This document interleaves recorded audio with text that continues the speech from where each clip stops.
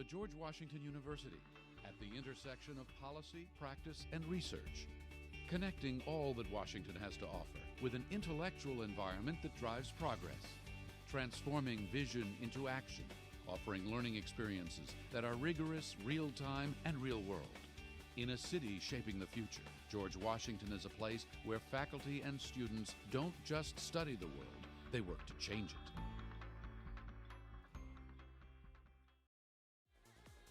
Hello everybody, or rather, welcome back whenever you are deciding to tune in. We are here, and we are excited. Another matchup coming in after such an intense game. You know, it's winter, but it already felt like summer with how quick they were going out. I am still going to be your play-by-play caster using my _into here, joined by the amazing Kilo Miles, and we're here with George Washington University versus University of South Alabama, and I've got to say, pretty confident in this matchup right now. Yeah, George Washington. Honestly, both these teams are teams I've gotten pretty comfy cozy with over the past couple weeks. George Washington in particular, coming off of a massive upset win over Mississippi State University, our reigning champions. And I gotta mention, second time they've upset them. They keep coming back, and they keep taking down Mississippi. But against one of these middle-of-the-pack teams like University of South Alabama, you can't be caught slacking. You can't be known as that one team who's just one team's kryptonite. You've got to show consistency. Meanwhile, University of South Alabama, they're battling this upset. This is not like a top dog team. This is possible to get. And Red Rhino coming in hot to try and get that upset if they can against Over. I really like seeing the snake, the grenades, the mines, everything about it is all about oppression. And going up against a Cloud who wants to be playing close in, it's a really good deterrent, though. Grabbing that grenade, not releasing it, does end up getting a bit of chip damage in. And I mean, just look at how Over is making sure that the Cloud can't really move in as quick, though. Red Rhino now has the limit breaker, lands it cleanly, and sends Snake all the way home. Yeah, and with that early stock, that's crucial, because Snake can stall it a while, but if you're able to play carefully, well, landing that C4, maybe not a sign of good things to come, as they have been getting demolished by these little C4 drops again and again and again. Every time they try and touch the stage, they didn't touch the stage for a good, 30 seconds right there. Yeah, but I mean, now Red Rhino has room back on the point, and though one good mine drop could mean the end of this. We do see Over getting some good recovery, placing it down, and making sure to rotate out of them extremely quickly. Not relying on it too much, but still trying to just make that space. The unfortunate comes that Red Rhino does have a tiny bit more range when it comes to these close quarter situations, and Over very much is now struggling to get that space, though, with the grab and the kick to the face. That's going to take the stock. You know it is at this point now. And around these forward tilts. This is a very grounded game right now, but Snake's forward tilt is going to stuff you out. Over in the moment has been, well, very aggressive with their C4 placement. And I would say, oh, maybe you can punish that. But it's never really been in a position where Red Rhino can just easily slap them out of the sky. And that's been, well, impressive. As, ooh, that approaching down air. Red Rhino doesn't punish, and I think that speaks to how the fear instilled in Red Rhino thus far, even though they're winning. No, I definitely agree, but look, managing to combine the mines with the grenade launches Cloud out of the game. And, well, now we have to see more of kind of just trying to bring it back. Maybe these spikes managed to just barely clip into the stage. And, well, now this is in a nice neutral, though. I mean, Snake is a professional. Getting that rollout, managing to come back in at 179. And a beautiful mine to help, though. Has to be careful from the limit breaker, because that could mean a quick end. Oh, the up the out of shield with that limit is an impeccable anti-air when you have them at that high percent. Obviously, you would hope to not get Snake that high up, but with all the self-damage, he might end up at those percents anyway. So Red Rhino with good wherewithal Over, after having been at a deficit, is now at a lead again. If they get that Nikita off stage, that guided rocket, it's going to be brutal as they combo break with that grenade. I mean, it's been one of the shining points, though. Cloud now having the Limit Breaker can try to up the damage, and combined correctly could end it off. But look at this, too many explosions going off if you've been set off the map. Now you're able to just barely get it out, but look at that flexibility from Over. The up smash is more than enough to take the victory. Nowhere is safe. Nowhere is ever safe from Snake. And right here at the end, we see Fear. The last time they had this Nikita, it demolished the Cloud's recovery. So you go for an early recovery, and you try and maybe drift all the way in. You try and get a hard punish, but landing right above them, oh no. At kill percent, you can never be above Snake. You can never be in front of Snake. Sometimes you can never be behind Snake, because that up tilt's gonna hit you anyway. I mean, you know, sometimes I think, at least for me, I sleep a lot on the Snake, but this was just a beautiful usage, and especially controlling the way this was going to work. Sometimes a lot of Snakes don't often get those mines or grenades out as quick as possible, and the rocket is sometimes very easy to predict, but it's about landing it that matters, and Red Rhino was not able to kind of adapt to that pace, nor the control that it gained. You know it is... Oof. I do really love Red Rhino's decision making in this, and even though Over was able to get the finisher in the end, Red Rhino, that was maybe as close as it could get towards the end right there, especially as Red Rhino had the lead for the majority of that. Now, the main kicker is going to be the game that is played anytime Cloud tries to recover. Because that Nikita's going to get you. You can go for a preemptive up B like that, but you've got to make sure it's spaced. And if you don't have limit, then you maybe have to air dodge. You have to preemptively air dodge, because otherwise, how are you going to get through? Even if you hit the Nikita, Snake can just instantly deactivate it and it'll explode anyway. 3, 2, 1. Not even something that I instantly brought to my mind, so we'll have to see, does that come into play into these matches? Having these two little side stages is going to make it a tiny bit harder for Over to get too much, though, with the usage of the grenades. It's being more than enough, especially with the missile. Making sure that even if you land on top, it's still possible to get hit, now forcing the opponent to play back onto the edge. Poor Red Rhino has to be the engager, but has no utility to break through it. Manages to get the limit breaker, but at what cost, as you get hit by a massive attack, and now both you and Over are just sitting there more looking at each other's eyes. And this is what Snake thrives on, forcing options and then whatever you choose. Forcing you to come on to try and attack them, and then instantly getting the detonation, setting up to your doom. Now, at this point, Red Rhino at a serious deficit. Over, starting to figure out their game plan, and the more a Snake adapts, the harder it's going to be for you. If they were covering options before, what's it going to be like in a minute? I mean, you're absolutely right in being at 123. There's a lot of space, though. You can definitely say that Over thrives in the air sometimes, especially look at that, throwing their grenade. May go a little bit too far, but Red Rhino still has to be incredibly careful at any point. You just run into your opponent, you look to drop down the mines, and just get as much tip damage as possible. Still, though, not being able to spike is going to be a consistent problem, yet with this limit breaker, it may make the difference. Ooh, yeah. What did I say? And now you still have limit for maybe some quick little damage, but honestly, just use the speed boost more than anything. They go for a cross slash, but that little speed boost, that little bit of aerial momentum was able to enable them to follow up those up air strings. Now, underneath this platform, they're going to get a little over aggressive on Snake's shield, and that's going to lead straight to a grab. Oh, but a quick recovery avoids the Nikita. Efficiency, quickness, that is what you need to be seeing. Because if you're not fast, the Nikita is going to come out. Over has shown they'll go for it every time. Incredibly coming close when it comes down. Very appropriate music, as both of them really just want to hold on to the edges. However, when you look at Red Rhino, not really getting these setups, has to rely onto the limits to do that consistent damage and confirm these kills. Unfortunately, not going to be able to land it down, meaning that they have to rely on a big smash. You get kicked off the side of the edge, you have to use your dodge, and unfortunately, you don't have the recovery to where that's beneficial. Now, you're basically on the back foot. Yeah, forcing an air dodge like that, it might as well just be a kill if you're over, and you're perfectly happy for it. Now, you get the pressure onto them. Oh, very greedy forward smash, but the landing end lag is low enough that, hey, you're able to escape. Forcing another air dodge. Forcing air dodges is the name of the game for over, and they're always in position to cover. Absolutely agree, but look at that, punishing after going in onto the shield, throwing the grenade, stopping from being able to jump over. The mine almost lands, but look at this, the limit is there. That's all you need to be able to take the stock, but unfortunately, mispredicting, falling into the traps.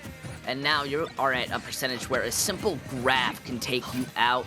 Red Rhino at a dangerous tango, a dangerous game of footsies, added on with missiles. Don't take a sword to a gunfight, as they say.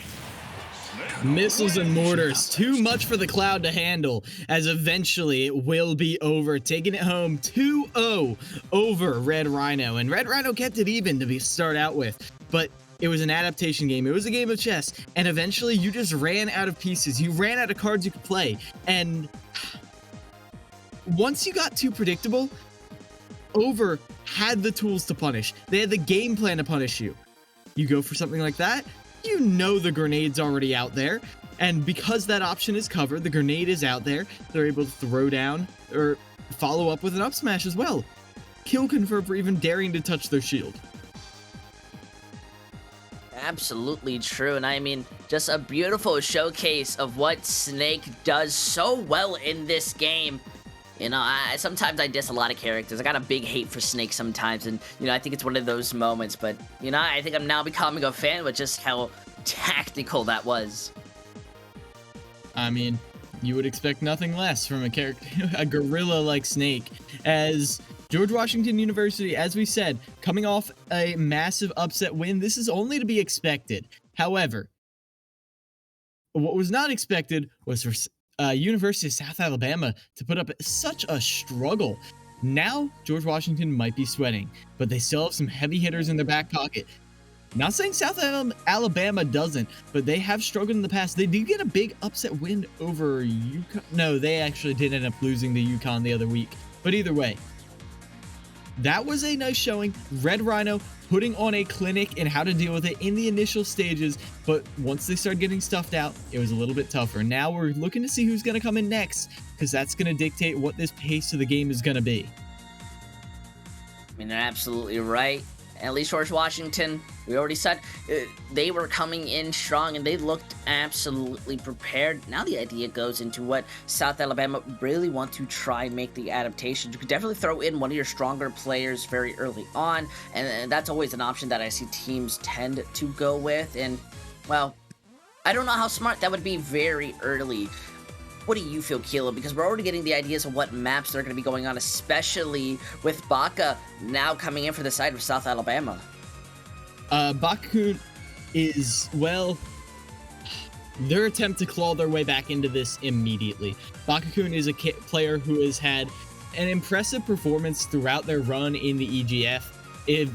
At times, they have been one of the main point getters for them. Running this, I think it's an Isabel, I want to say. Might be a villager. Yeah, I think it might be a villager. But either way, they have... Well, now I'm flip-flopping. Either way, an Animal Crossing character has been the bane of many players' existences. And the one thing they are best at is stuffing out over-aggressive players. Like, think back to Canisius's players like Flapjack, who are on the go, on the rushdown, almost constantly.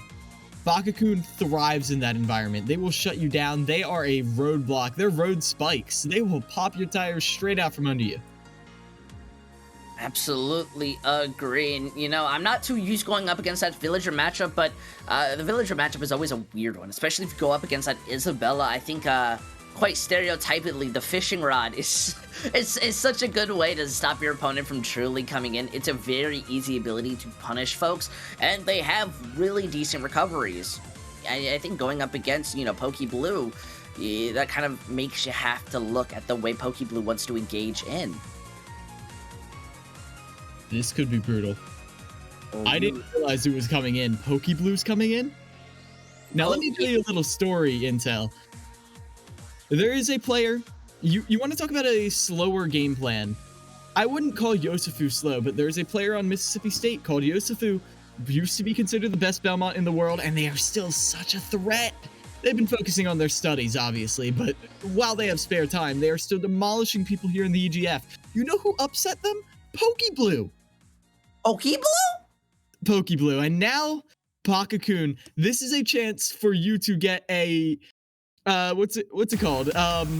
A win by osmosis? Osmosis is not the right word, but you, if you get this win, you're able to prove that your game plan maybe, hey, rivals that of the Titans of EGF. So Bakakun, you're going up against a giant with nothing but a little slingshot, but hey, maybe you can make that work. You're definitely not getting me so excited to see how Pokeblue works. I'm not, you know, I'm one of those people. I casually watch the, the collegiate scene and the pro scene, so these players' name, they come in and go, but to hear someone be remembered in that sense, that's exciting, especially since both of these players are extremely ready to go after each other. I wouldn't be surprised. Well, do you feel actually might end up going into a possible, the first of at least today, a 3-0 stock? It's possible. It's possible, but I also don't think, as I said, Bakakun is one of the players I was looking to as the, comeback character. Like, they were one of the main point getters at times. So it's up to Pokeblue to keep their game plan clean, not fall into any of Isabel's tricks and traps, and stay alert. As that up tilt, those forward airs, that's what you gotta watch out for. That up tilt's such a good anti-air tool. The Nair as well is good at pressuring, but maybe Mewtwo is just going all the way off stage, all the way down, then snapping right back to ledge because Bakakun not quite fast enough. Ooh, they just rolled right through that Lloyd Rocket. I guess Mewtwo can do that. Yeah, but I mean, Isabel grabs, actually Mewtwo's little orb, that would have caused Bakakun to die much quicker, but it seemed that Pokeblue really just wanted to give them a little bit more of a chance, a few seconds, and then the punish. Now Bakakun has to be incredibly careful, but gets that beautiful setup, not able to have, hit with the little slingshot, and definitely has to be cautious going up against the Mewtwo. Still though, having some beautiful setups and traps so that, well, Bakakun can't really engage anymore and is now stuck on the back foot. Yeah, Bakakun is doing a great job pressuring Pokeblue's shield. The constant hitboxes, and they don't seem that powerful, but the slingshot into the Nair, it's just a good set of pressure tools. As it's not going to kill, but it's going to put Pokeblue in a dangerous situation over and over again, and with as light as Mewtwo is, that's what you need to be doing. Put them in a position where they can mess up. Give them the option, as that time they're not going to fall for the same trick they got caught with before with that side B. Instead, going to just float right back onto stage. Oh no, are they going all the way underneath? Oh yeah, you know they are. A beautiful rotation, then getting the back air at such a high percentage. Sometimes you worry that you're going to be edge guarded or the Isabella gets a lot of room to break through it. But a beautiful up smash takes out Bakakun. Now 3-1 and already going in, forcing them out. They do get the recovery, almost breaking it. It's incredibly scary for Bakakun as Pokeblue stays on the offensive. Finally, from center stage, with the fishing rod, they're able to finish them off, and there's a little bit of an opener, but a nice tech away right there from Pokeblue. Good awareness to avoid any sort of follow-ups, but still you're in disadvantage. Finally, you get that little hit you were looking for. Now, how are you going to keep Isabel there? Bakakun rolls right on through, and you land on top of them. The Lloyd Rocket, that's an invitation to punish 66%. Now, starting to climb up with one well-timed move. Well, ooh, You said well-timed. What do you call that? Indeed.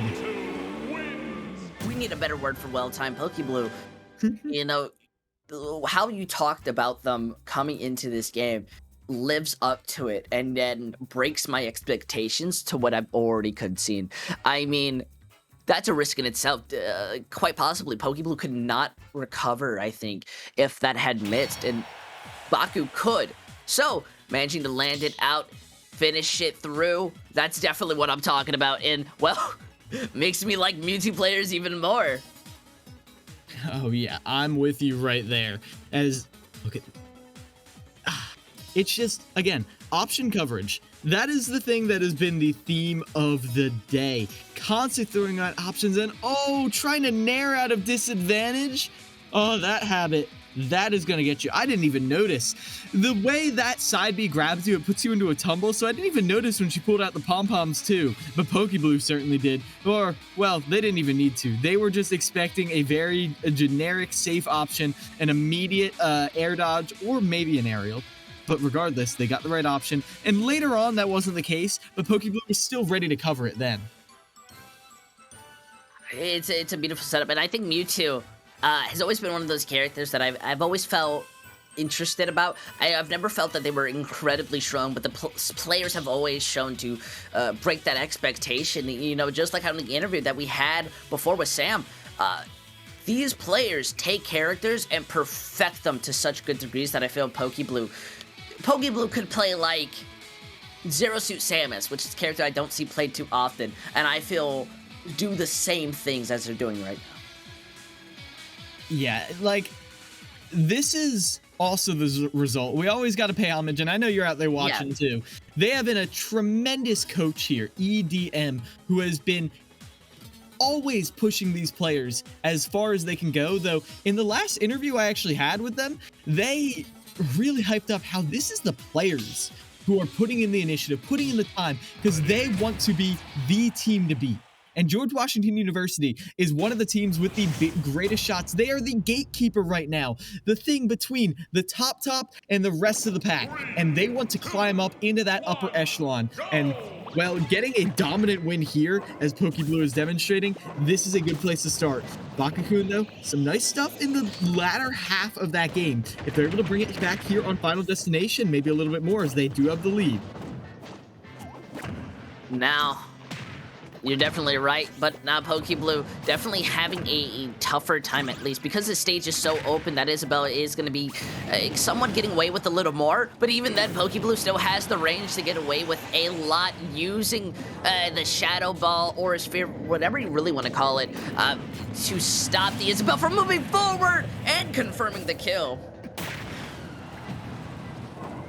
Ooh, okay, now Pokeblue, using that aggressive up B is terrifying, but perfect micro spacing, but that's a nice kill confirm right there, just following the Lloyd Rocket all the way up, and then right as it detonates, there's your opportunity to strike.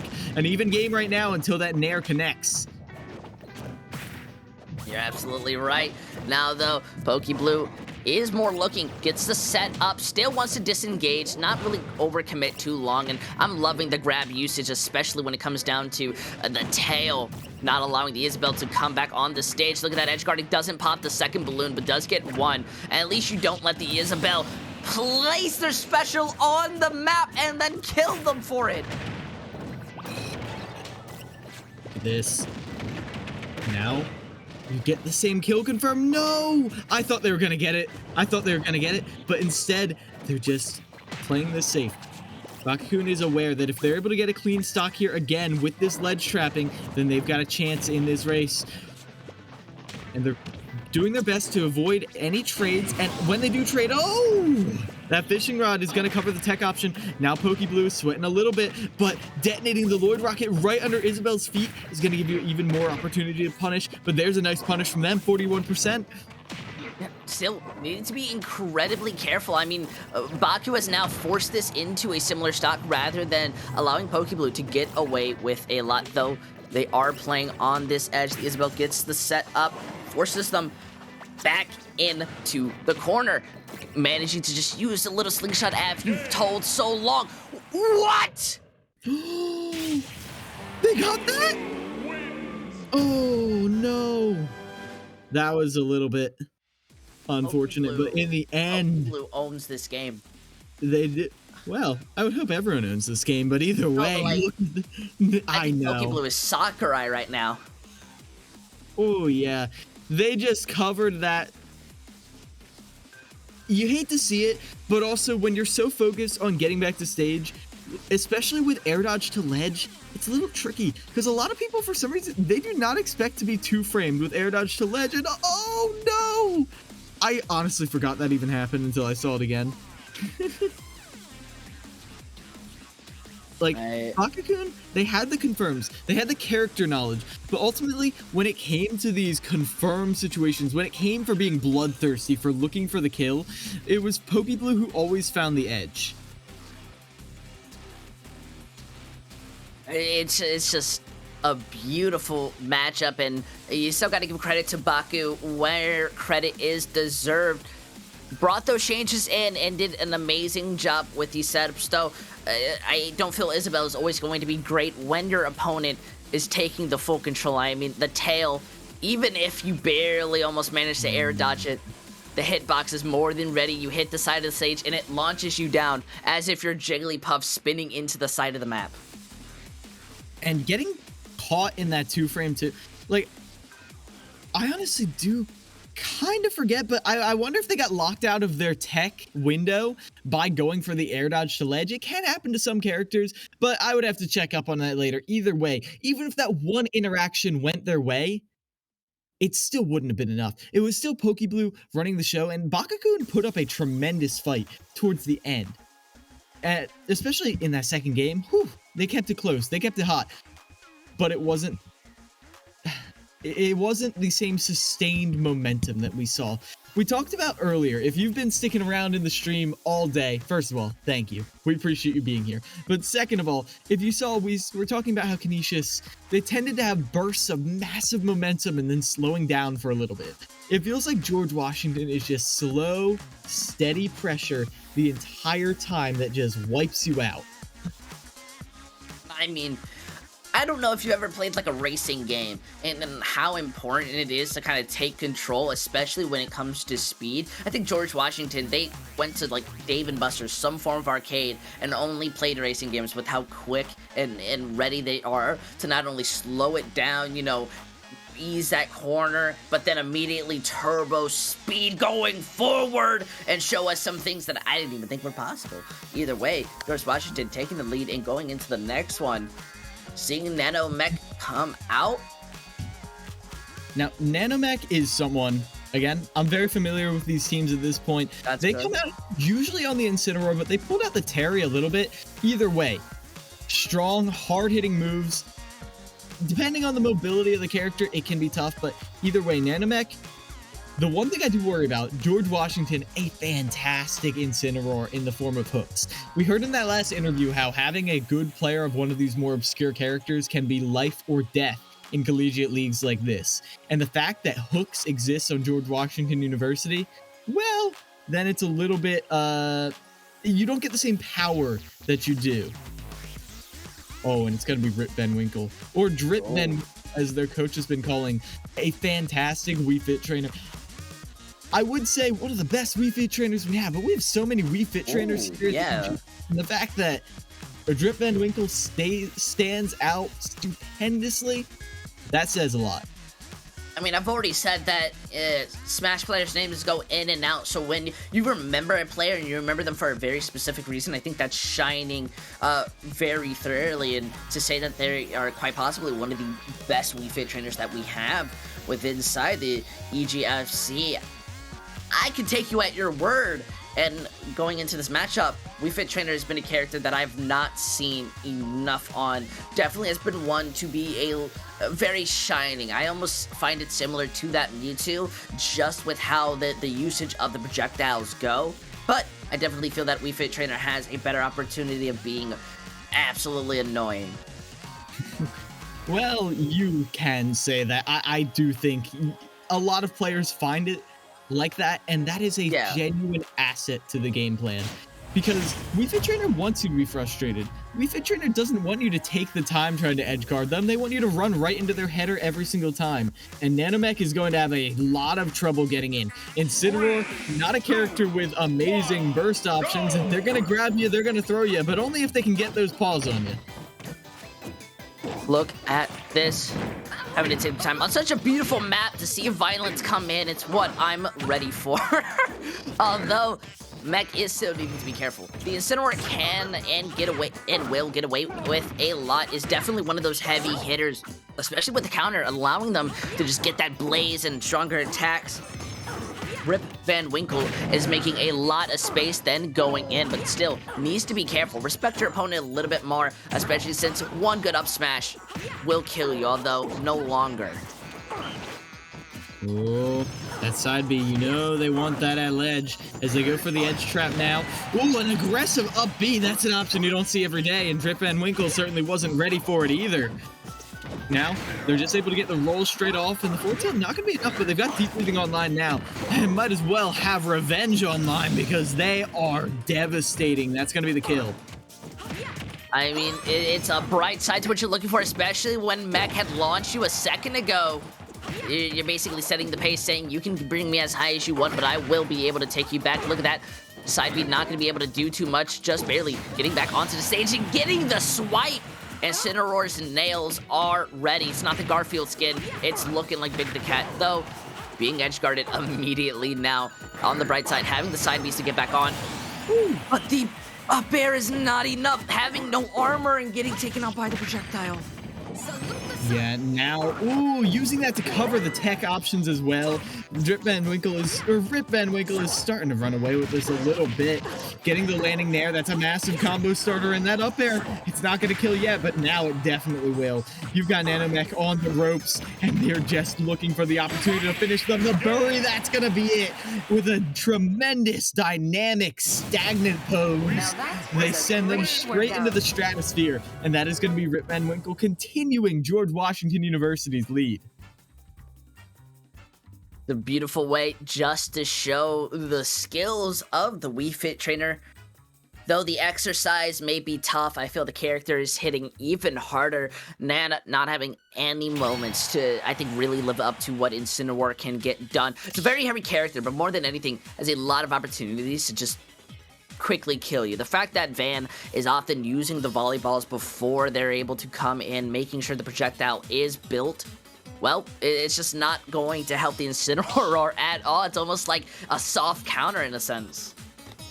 Yeah, and I'll be honest, I'm trying to think on paper how Incineroar can approach this better, but I have seen better characters try and fail to approach the Wii Fit of Rip Van Winkle. Okay, now the coach is confusing me, but between the fact that they've got the kill confirms online, they've got the zoning when they need it, they've got tech chases with Salute the Sun, they're forcing air dodges with it, which you just saw there, and again, every time they need the kill, they've got the jab to send them home, send you into the sky. They are a tremendous force to be reckoned with, Intel. I agree. It's like watching baseball sometimes, you know? There's a hit, there's a miss, and then there's the player who just is who's looking at you, making eye contact, and is laughing at you at every point of the match, just like, yeah, I'm gonna land this, and you're gonna feel real upset with yourself. I know I definitely am, but it's still not over, because at least for that round, third one being, that was only the first step in going in. Possible switches. You already talked about the Incineroar, but there was another character that I do believe you talked about. They've demonstrated their Terry before, and I think that may be an option. I do also think now that you're onto a stage like Battlefield, a little less distance to close and a lot more options, but no, instead you are going to go over to that Terry, which I do appreciate here. You want every interaction to be maximized in terms of damage, and Terry is a character who can definitely do that. Look at that. Wasn't even told what character's going on, but I can already tell that Nan is ready to put on the aggression, especially with, you know, the inputs that this DLC character has. It's very unique. But Van, my goodness, Van, the spacing and making sure that your opponent gets hit by the smallest speck of dust is the punishment, showing that exercise matters. Though able to get back onto the stage, the poor Terry has to be incredibly careful getting hit. Now having the go is going to be a bright point, but yeah, you're struggling to get back onto the stage, and Van Winkle is looking to just use the projectile, but it doesn't even matter. Though luckily they are able to get a tiny bit of healing. It's going to matter in the long run, because Terry at any percentage can kill you, especially with the go ability. The only problem is Wii Fit Trainer has a volleyball, and it seems to go very far. Oh, and they just can't get the shield out in time. Every single time they run up to the ledge, and Rip Van Winkle, you know they're capitalizing on that. Oh, what happened there? They just pushed them right along, but they were, well, okay, if you ask me. 206%, that's the life bar, apparently, as Nanomech finally succumbs to the onslaught of Yoga. I mean, though, look at that beautiful slam, not able to finish, finally blocking that volleyball that gets thrown from 6 years, but then immediately getting hit like a child back in gym class. I have a lot of issues. Regardless, look at this. Van, once again, playing onto this edge, more looking for the grabs and throws the Terry off. Even if Terry doesn't have the greatest recovery, you still have to extend as much as you can to get back on the stage. And, well, look at this beautiful comp. Though the edge guard does not fully land in, well, look at this. Van Winkle is coming back in. The recovery is not enough, and they are going to fall. Yeah, dipped a little low right there, but you're still going to hold on to the lead for now, especially as you zone Terry out with that header. Oh, a very aggressive high recovery from Nanomech, and they have been going for that quite a bit, and it's paying off for the time being. I wonder if Rip Van Winkle is going to start capitalizing on that a little more, as they've got this Jojo situation going, forcing an air dodge, forcing you over to the side of the stage. Go is online, though. We've seen they've gone for these confirms. Rip Van Winkle has slipped out of them again. Their defense is on point, but if Nanomech can get the execution, I'm not sure there's a lot that can save Rip Van Winkle, especially towards the ledge. But are you even going to get them towards the ledge ever? They have to go again and again. They're not able to get anything. They have to jump up to avoid that header again, and now they're out of shield. And, you know, it's even worse because Nan is 100% going to try to, you know, use the go ability, try to get as many big hits as possible. But they're almost extremely predictable, and Rip Van Winkle is now punishing them, especially landing the consistent combos, having to throw the volleyball off, then jump onto the edge, saying, hey, you can come to the side, try to get something out, but I'm still fully in control. Nana needs to start getting a bit more momentum, but it's very much these projectiles, which is breaking the focus of this match. Just a little tap right there. Now, go is your only saving. But again, to use it, you have to be on the ground. Rip Van Winkle has not let you get there a single day of the week. Center stage once again. Header bouncing towards you. Oh, obliterated by the Salute the Sun. And Rip Van Winkle doesn't even care that it takes so long to get the kill. They don't care that you're living till 200 every percent. They're not losing neutral, so it doesn't matter. But even then, it's not even the neutral that matters, because in the end, you don't manage to take that second stock. And while Wii Fit Trainer it's so creepy to see them have pupils. I just want to point that out because we have the opportunity. But I mean, a beautiful showcase from Rip Van Winkle. Yeah, Rip the Drip right now is we're over to the Rip, and oh man, Rip Van Winkle is playing a playstyle that I often admonish players for when they only go for winning the neutral and they don't really get a lot of these heal confirms. But when your neutral wins always result with them off stage with not a ton of options, it's objectively the right call. There are some characters who can get a huge reversal off the ledge, and Terry is technically there, but Nanomech wasn't demonstrating the potential to do any of that, so you didn't have to respect it. You know, I agree, and honestly, I'm a little bit more impressed because it seems George Washington are not ready to slow down the momentum. I mean, we just got out of the match and they're already telling us that Cranberry's going to be the next player.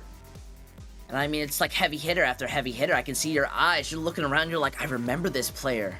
Oh no, I know more than I more than remember them. Cranberry was a rising star last season, or last split rather, during the fall season. Cranberry.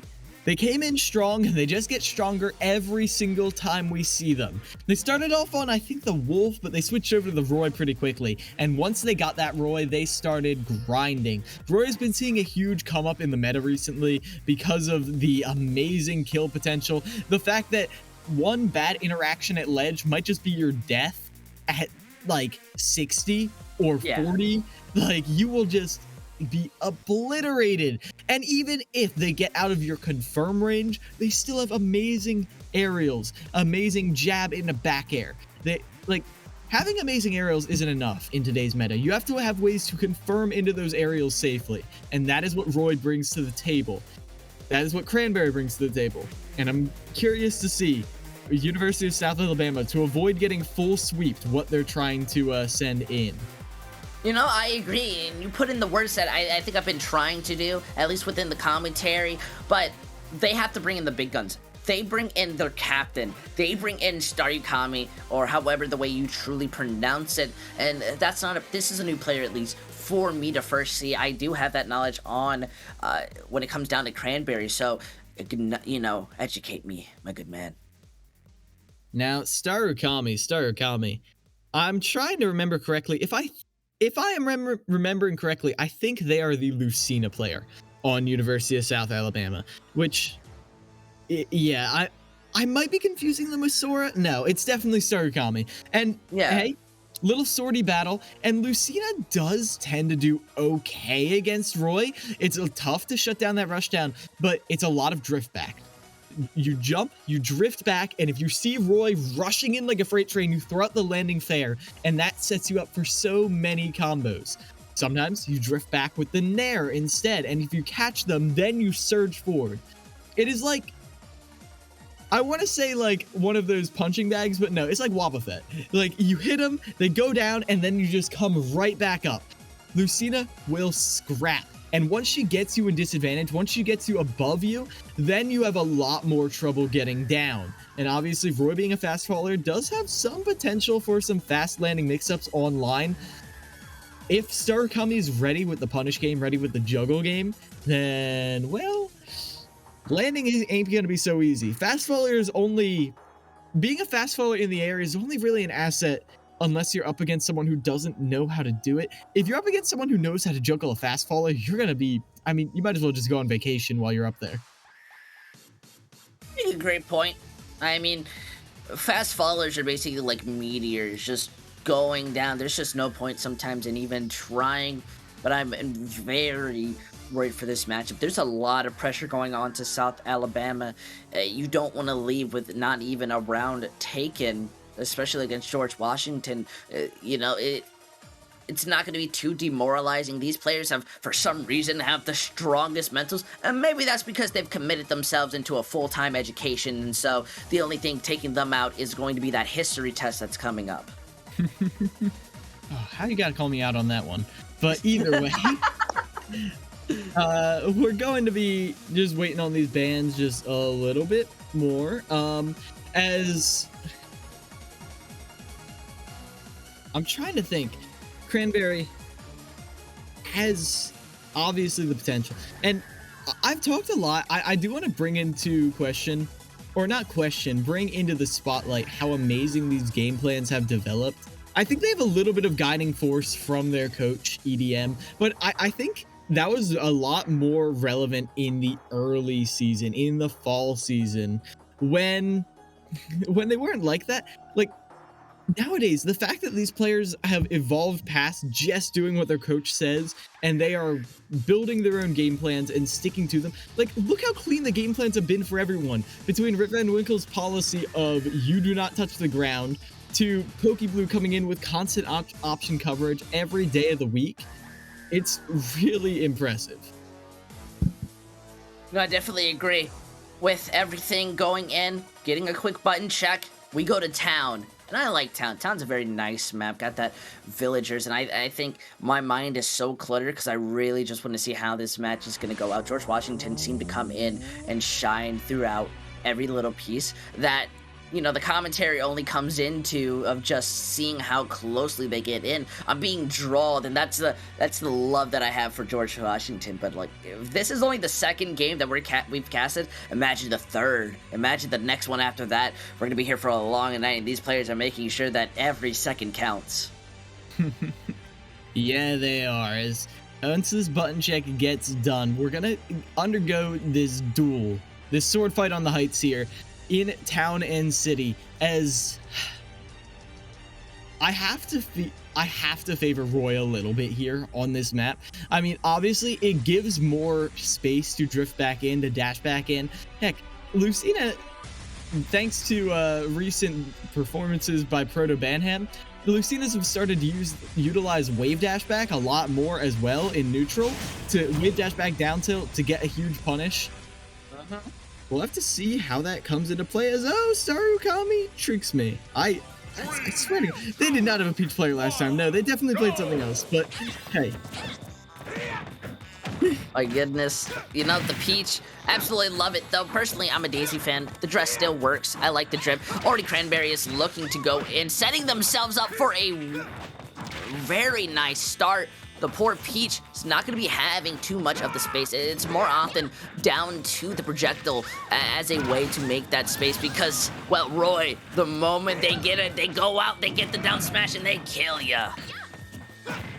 And you can see pressuring with these safe jabs. Anytime you land in front of them, it scoops you right up. And Peach does have a habit of, well, pancake under a lot of aerials, but I love that. Using the side B to delay your descent in the air, letting you stay up just long enough to get a hit. A little delayed float if you think about it. I agree. Now we see, look at that, another beautiful up air. Just cleaning it out.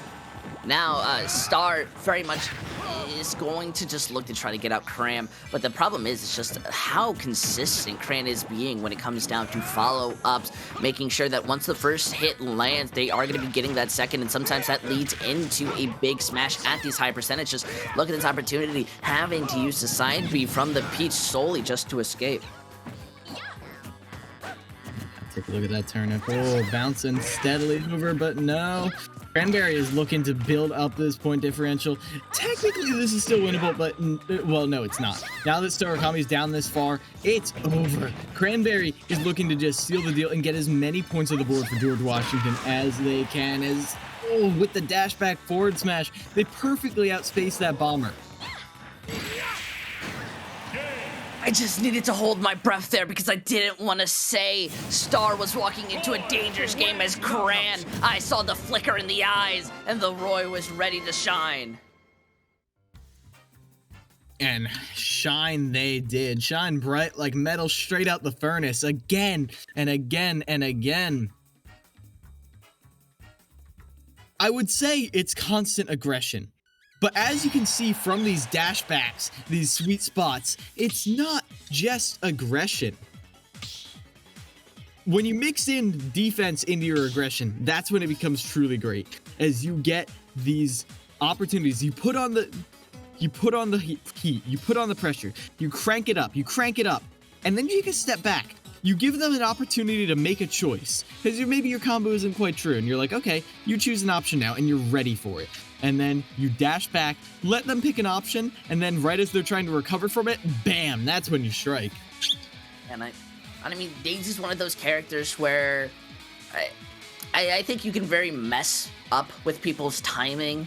You know, obviously we already talked about how slow faller she is, but she's not necessarily floaty, as I would say. She's in the air more often than I think most characters are. Still though, I find it more impressive that even then, the Roy, Strawberry, Cranberry, whatever berry you truly want to, you know, taste, was able to really be unaffected by it, even when we saw Peach kind of try to just hover in the air for a little longer to mess up the side slash at all. Yeah, Starukami's getting right back into this. I can hear them ready to brawl. As at this time, Cranberry looking untouchable. They're going back over to the Lucina off of their Peach. I do feel like this might go a little more even, but again, the same problem still arises, where now you don't have as much time, enough space to really dash back. You can see they're getting very aggressive, but can you really match Roy in this aggression? We'll have to see. Definitely agree. I mean, the Lucina definitely is very similar in the Roy, but I mean, the big problem comes is you're not landing these long edges, and the Roy may have the debatably the shorter range, but has a stronger hit. That no hit, no percentage, no dust on the cape, and Cranberry is still moving forward. Oh, and the jab 2 keeps him in disadvantage. Oh, and at this point, it's getting so tough to even try to recover. Baiting out that back air as well. Cranberry's looking on a hot streak, and they get another forward smash. That's gonna kill 2 unanswered stocks. No, it can't happen. You can't let it happen, Starukami. But they're getting desperate, throwing out that forward smash. They want anything to hit, and it's no JV. But I don't think there's any salvaging this game at this point. Starukami, they're on a runaway freight train. Ooh, they're just trying to get any hit they can at this point. More than anything, they're just trying to set themselves up for a combo because they can get these hits. That's not what matters, but they're not getting much of it. And Star, I mean, well, more Cranberry just says, yeah, you can go for it. But hey, the moment you get back on the stage, I'm gonna charge that for a second, wait for your dodge to go out, and then hit you. You can get back on the stage, but then the moment you do, I'm gonna up air you. You can get back on. Once again, you can play on top of this high ground, but I control the lower. And if you walk into my space, it's a side beat. It's a dance to your death. Oh, the dancing blade right there. The finishing touch is going to be all Cranberry needs to add. Well, they had already won Intel, but now they've won in style. They've won in swades as they got this massive lead. Cranberry, I honestly, like I said, probably one of the most improved players, but in this spacing game, do you know how hard it is to avoid getting touched at all by Lucina? I mean, Lucina has a counter as well, so, I mean, to not see that come out for even a second, either Wi-Fi, you know, that hits on land, or Cranberry just made it seem like they could read so perfectly. And I was talking a lot about the drift back in neutral. We didn't see that a lot from Starukami. Ironically, we didn't see the drift, but we saw the dash backs from Cranberry be the much more impactful player. The fact that they were always just out of reach of Lucina's sword, and then they had the speed to get back in there to finish them off in the end with that dancing blade, with those two forward smashes. That's all you really need to see. In the end, Cranberry 24 points on the board. That's not how many they put on, but did they just get double 3 stock? I think they did. Yeah, they did. Yeah, I mean, I didn't want to say it, cause that's mean. You know, we can be like, oh, they did great, but I think the pace and just everything Cranberry did was extremely dominant, and you know, I'd never want to put another player down because you know, every player's doing their best, but Cranberry, just very sweet. So when it comes down to the last game for George Washington versus South Alabama, it's going down to Kimono and Omami. Two players that I have vague memories of, but I know that... Yeah, Umami is coming out. They're usually the opener for University of South Alabama, and they do get some mileage. They tend to rely on Pyra out of Pyramithra quite a lot, and they use the Blazing End. They use the Prominence Revolt to perfection. They're a master of those tools. They're not, I would say, the most unique player, but I don't think that's a bad thing when a lot of Pyra's tools are just so oppressive for a lot of people online. You know, I think you're absolutely right. Pyra is a very strong character, but then you have Mithra that follows closely after, which changes the way that you move inside these matches, and that could be a massive headache for literally anybody. I think I'm more interested to see that when the Pyra Mithra comes out, how much are you really going to be relying on the heavy damage dealer that is Pyra, rather than, because I often see players really heavily, like, very early on, using that Mithra, trying to get as much damage in, especially because she has a large range of moves, but then using that Pyra at the high percentage solely because a simple Prominence is a quick way to kill. It certainly is. And going up against Umami, I'm trying to remember. Oh, well, I don't have to remember. It looks like we're getting... Oh, no, it's a button check. Never mind. But, Jabane yeah. at its finest. Yep, it happens to the best of us. Umami, I'm trying to remember. I think they were on the Incineroar. No, that was also... Okay, so...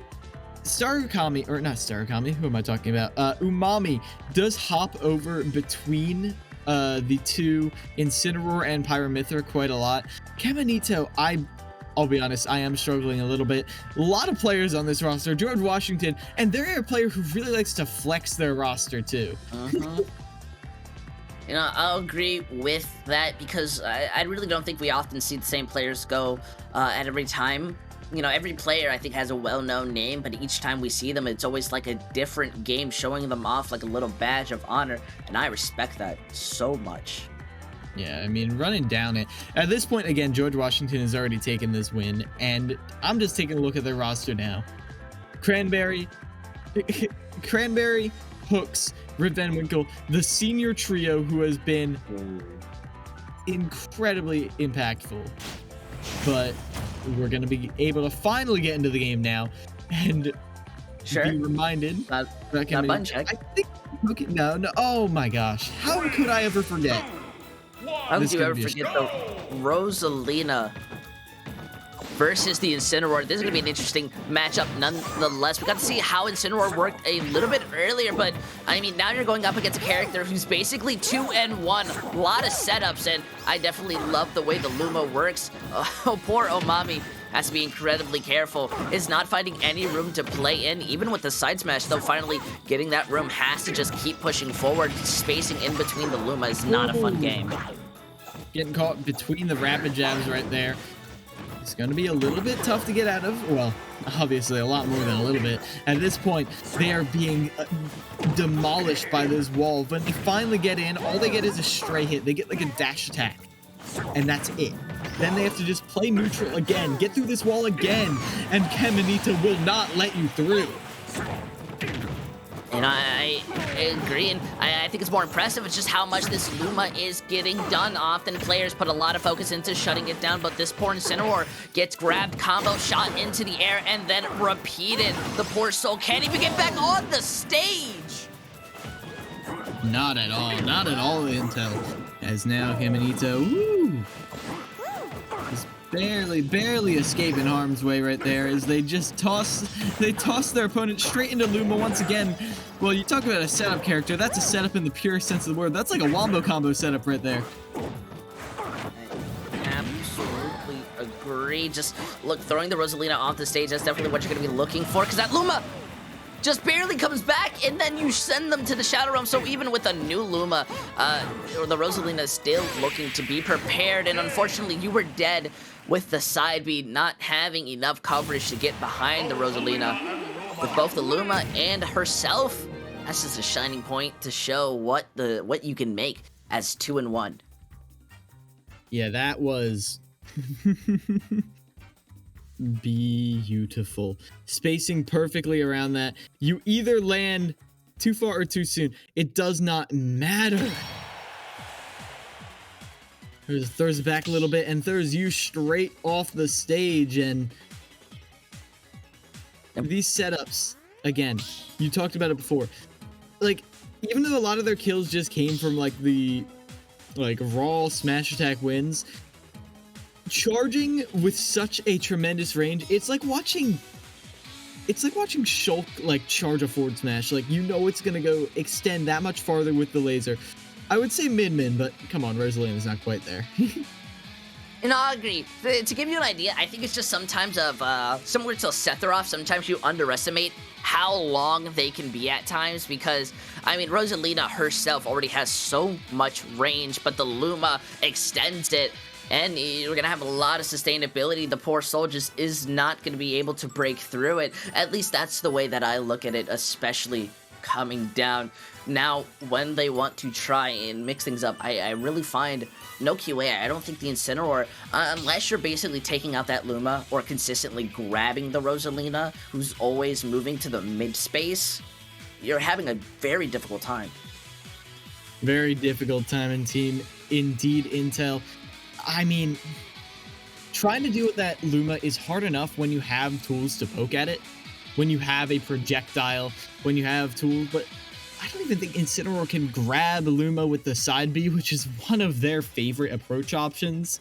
So Umami has to find a completely different game plan, trying to space around this, and if you mess up, you'll be caught either by a combo starter, as you saw. Luma got that jab, and Rosa just ran straight up and grabbed, or you could just get up smash or forward smash and send off the stage, and then you have to try and recover against this.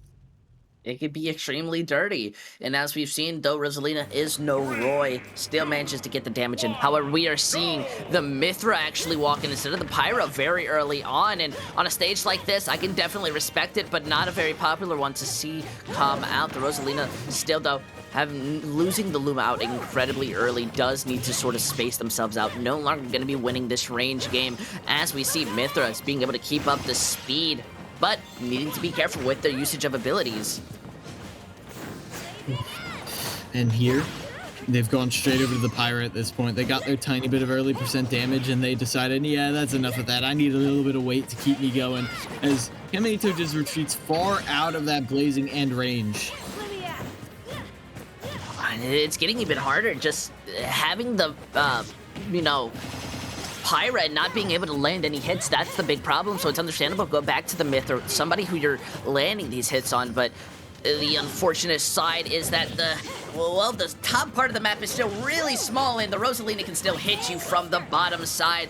This is where you just need to go for the close-in zoning, but being caught out inside your mid-frames, the Pyra not even being able to play. That's the unfortunate side, as Kimono is continuing to just show the talent that comes out with the Luma. Yeah, and you can see they're trying to keep the Luma close to them at this point. They're looking to maybe rack up some more damage with it, but no. Now they get started. Just playing underneath this center platform. They send out Luma with that neutral B, but now they're just getting smacked around a tiny bit. You can see Luma sweating a little bit at this point.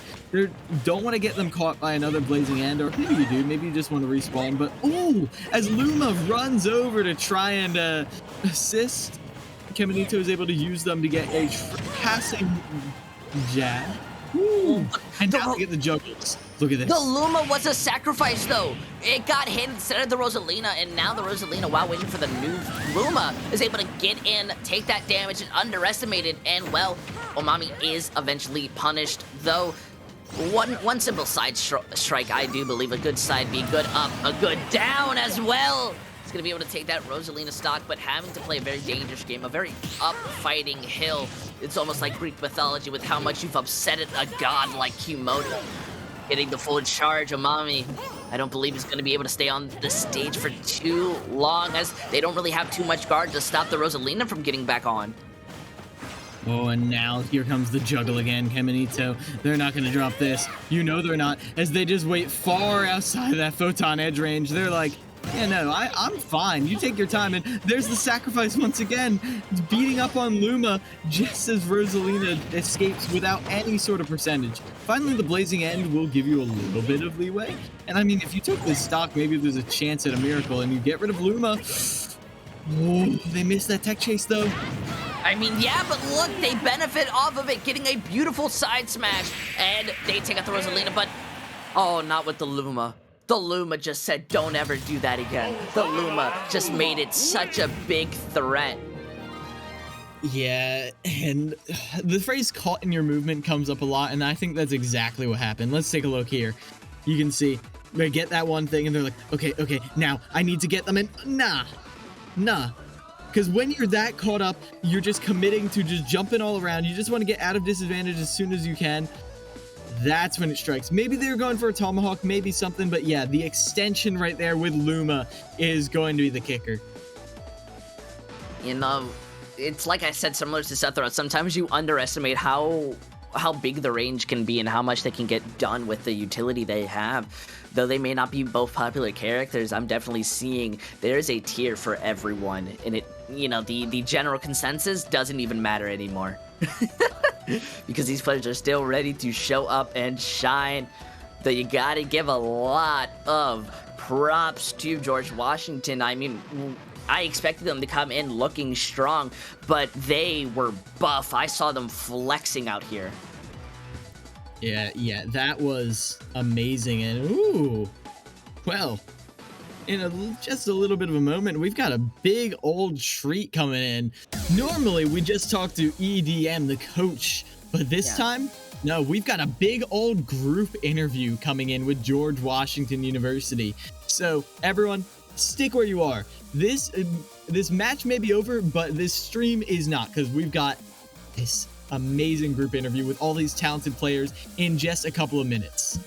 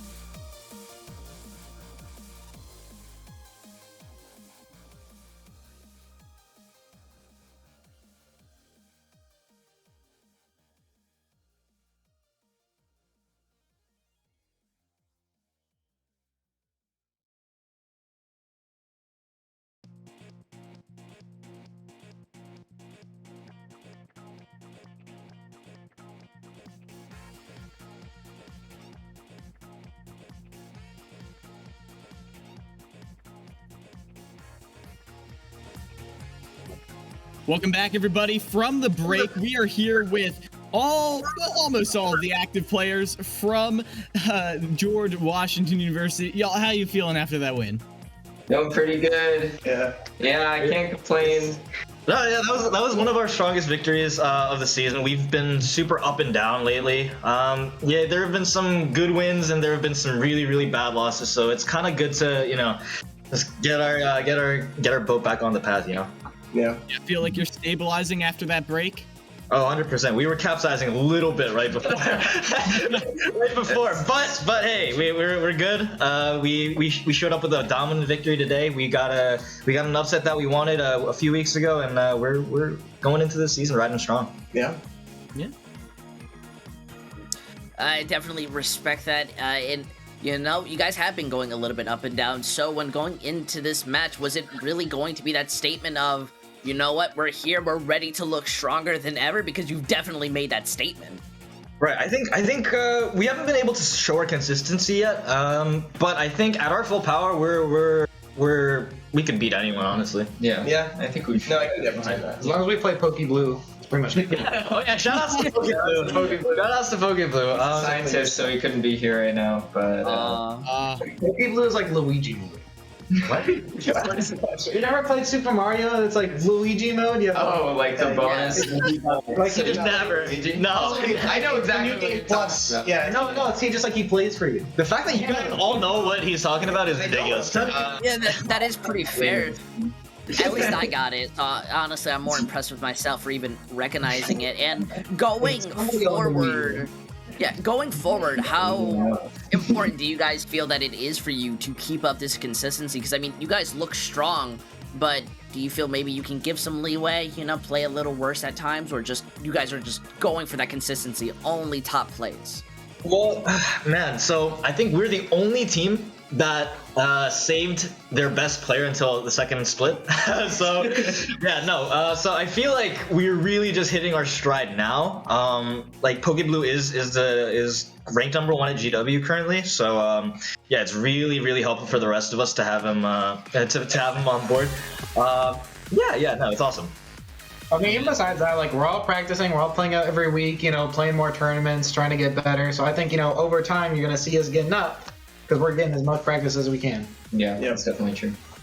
That's great to hear. And I love to hear this respect for Poke Blue, too, coming in clutch as you go into this next split. But I'm tired of the camaraderie. I'm tired of the teamwork. Right now, point to the best player in the room. 3, 2, 1, point.